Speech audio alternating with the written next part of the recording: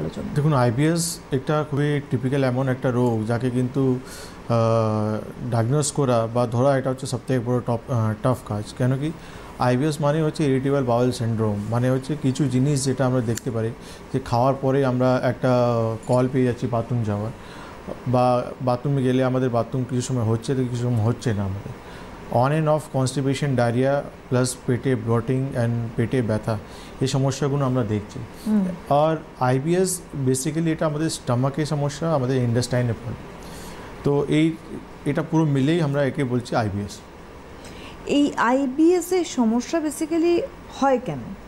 IBS আয়ুর্বেদে এটা খুব সুন্দর করে এক্সপ্লেন করা হয়েছে যে আইবিএস যে রোগটা হচ্ছে এটা আমাদের আয়ুর্বেদে গ্রহাণী বলা হয়।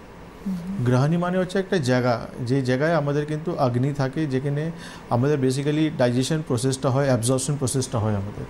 তো গ্রহাণী এই জায়গা এমন একটা জায়গা যেখানে কিন্তু আমাদের অগ্নি যখন প্রপার ফাংশন করছে না, তখন গিয়ে কিন্তু আমাদের শরীরে এই রোগটা হচ্ছে।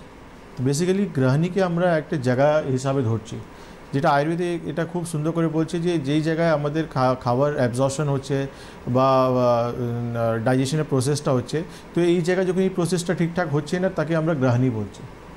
তো যখন ডাইজেস্ট প্রপার হবে না বা অবজারভেশন প্রপার হবে না, তো আলটিমেটলি খাবারগুলো ওখানে থেকে যাবে, আর থেকে যাওয়ার পর আমাদের শরীরে আমগুলো তৈরি হবে। এটাই আমরা আয়ুর্বেদে বোঝানোর চেষ্টা করছি যে এটা হচ্ছে গ্রহাণী, যে জায়গায় কিন্তু আমাদের অগ্নি থাকে, সেটা যখন প্রপারলি ফাংশন করছে না তখন এই রোগটা আমাদের তৈরি হচ্ছে।